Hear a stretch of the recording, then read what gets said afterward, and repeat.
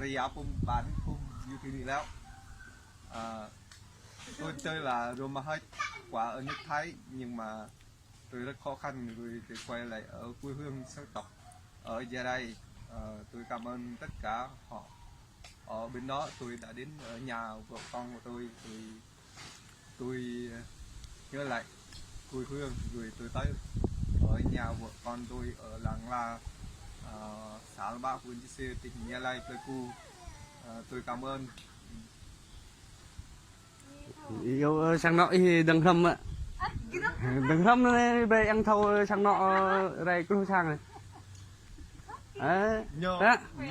Tin động trời, lộ đường dây tội phạm mua quan bán tước ở Bộ Công an, nuốt không trôi cục tiền 20 tỷ, nhả vội không mắc nghẹn. Vì tham nhũng mà đất nước chậm tiến, vì tham nhũng mà tài sản nhà nước bị thất thoát hàng trăm, thậm chí hàng ngàn tỷ qua các dự án tai tiếng như khu đô thị Thủ Thiêm, Đồng Tâm, v.v. Nơi nào cũng có tham nhũng, cơ quan nào cũng đầy rẫy tham nhũng. Dù hàng loạt quan chức nhà nước vào tù nhưng vì mãnh lực đồng tiền và lòng tham không đáy nên các quan chức vẫn cứ lao theo. Ngày nay, việc quan chức cho con đi du học Âu Mỹ với chi phí đến cả tỷ đồng mỗi năm không phải là chuyện hiếm. Chuyện làm quan mà không đưa được con đi du học mới là chuyện hiếm, chứ không phải là điều ngược lại. Tham nhũng khắp nơi nhưng chỉ có những người bị cho là yếu thế mới bị trừng phạt, còn những ai có thế lực mạnh thì vẫn an toàn. Việc những tổ chức tội phạm, những doanh nghiệp làm ăn bất chính dùng tiền núi thọc tay vào bộ máy nhà nước để can thiệp vào vấn đề sắp xếp nhân sự từ lâu đã có nhiều lời đồn, nhưng không có bằng chứng rõ ràng. Cây kim trong bọc lâu ngày cũng lòi ra, mà cụ thể nhất là việc thuyên chuyển Đại tá Đinh Văn Nơi từ vị trí Giám đốc Công an tỉnh An Giang về làm Giám đốc Công an tỉnh Quảng Ninh là một minh chứng. Lộ rõ đường dây mua quan bán tước. Vào ngày 1 tháng 3 năm 2022, các tờ báo đồng loạt đưa tin Đại tá Đinh Văn Nơi, Giám đốc Công an tỉnh An Giang đã được Bộ Công an quyết định điều động giữ chức vụ Giám đốc Công an tỉnh Quảng Ninh. Sẽ không có điều gì bất thường nếu ngày 15 tháng 3 không xuất hiện bài báo bất thường. Bài báo có tựa vụ chi 20 tỷ điều Đại tá Đinh Văn Nơi khởi tố bắt giam Trần Trí Mãnh. Chi 20 tỷ đồng tương đương gần 900.000 đô la Mỹ. Một số tiền không lớn so với tình trạng tham nhũng, nhưng nó là khoản tiền rất lớn so với những vụ án tham nhũng ở những nước văn minh. Dù rằng nước họ là nước giàu, có thể nói các quan chức có tiền cho con du học cũng là những đồng tiền nào, chứ với tiền lương ít ỏi thì làm sao họ có thể cho con cái đi du học được. Vấn đề là ông Trần Trí Mãnh là ai mà có thể dùng tiền để đẩy đi một giám đốc công an mà ông ta thấy không vừa mắt? Câu trả lời là Trần Trí Mãnh là giám đốc công ty trách nhiệm hữu hạn thương mại và sản xuất Gia Thịnh, một đại gia không phải giàu vì làm ăn chân chính mà chuyên sản xuất và kinh doanh hàng giả. Đáng nói là trong bài báo có cho biết chính Trần Trí Mãnh là người chi ra 10 tỷ đồng trong gói 20 tỷ đồng nhờ nhóm của Đào Ngọc Cảnh tìm người điều giám đốc công an tỉnh An Giang đi nơi khác. Và kết quả là vào ngày 1 tháng 3, hàng loạt tờ báo thông tin Bộ Công an thuyên chuyển Đại tá Đinh Văn Nơi đến Quảng Ninh. Tuy nhiên, người thứ hai đóng góp vào gói mua quan bán tước 20 tỷ đồng kia là ai thì báo chí không đề cập. Trong quá trình điều tra, Mãnh khai nhận do sự ảnh hưởng đến việc làm ăn phi pháp của bản thân nên đã cùng một số đồng phạm bàn cách dùng tiền để nhờ người điều động Đại tá Đinh Văn Nơi, Giám đốc Công an tỉnh An Giang ra khỏi địa bàn tỉnh này.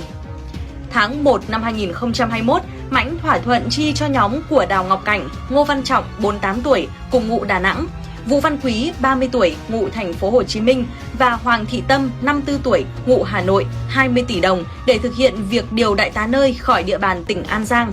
Qua đó, Mãnh đã chuyển cho nhóm của Cảnh 10 tỷ đồng trước thông qua số tài khoản của Hoàng Thị Tâm. Hai bên thỏa thuận sau 3 ngày, nếu Đại tá Nơi không bị chuyển đi nơi khác thì nhóm của Cảnh phải hoàn trả lại tiền cho Mãnh.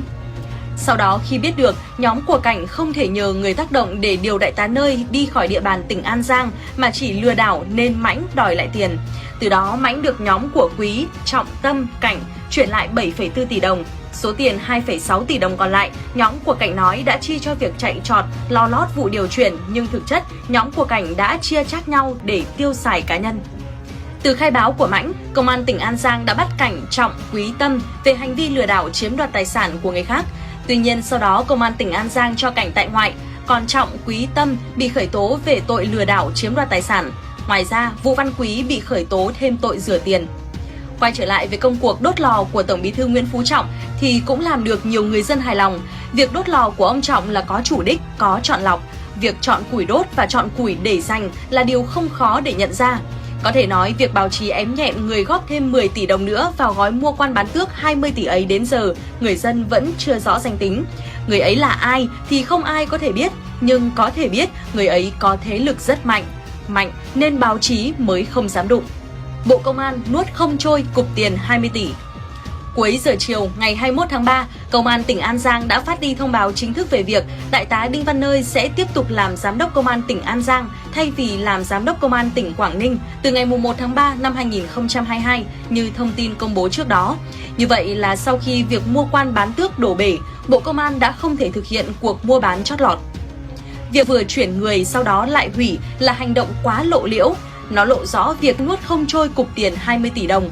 Chính vì vậy nên bộ này đã nhường phần đính chính lại cho Công an tỉnh An Giang thực hiện. Cổng thông tin Công an tỉnh An Giang nói rằng, do yêu cầu công tác tại tỉnh An Giang, Bộ Công an chưa điều động Đại tá Đinh Văn Nơi giữ chức vụ Giám đốc Công an tỉnh Quảng Ninh. Do đó hiện nay, ông Nơi vẫn tiếp tục là Giám đốc và là người điều hành Công an tỉnh An Giang. Trước đó, vào tháng 6 năm 2020, Đại tá Đinh Văn Nơi, 46 tuổi, quê quận Bình Thủy, thành phố Cần Thơ, Phó Giám đốc Công an thành phố Cần Thơ, được Bộ Công an điều động về làm Giám đốc Công an tỉnh An Giang thay cho Thiếu tướng Bùi Bé Tư nghỉ hưu. Sau khi nhận nhiệm vụ tại tỉnh An Giang, ông Nơi đã trực tiếp chỉ đạo lực lượng Công an tỉnh An Giang phá nhiều băng nhóm tội phạm tại An Giang. Điển hình là đường dây buôn lậu xuyên quốc gia do Nguyễn Thị Kim Hạnh, tức 10 Tường, cầm đầu. Đường dây cờ bạc hơn 2.000 tỷ đồng do Nguyễn Thị Thủy Liên cùng đồng bọn tổ chức. Đường dây làm hàng gian, hàng giả cực lớn do Trần Trí Mãnh tổ chức. Trần Trí Mãnh đã chi 20 tỷ đồng để thực hiện âm mưu điều Đại tá Đinh Văn Nơi khỏi địa bàn tỉnh An Giang, dễ hoạt động làm ăn phi pháp tại An Giang. Khi đường dây mua quan bán tước ở Bộ Công an lộ rõ, lẽ ra phải truy tới cùng. Tuy nhiên, các lãnh đạo đã không làm tới mà ém nhiều mắt xích trong đường dây này. Nội dung xin được khép lại tại đây. Cảm ơn quý vị và các bạn đã quan tâm theo dõi.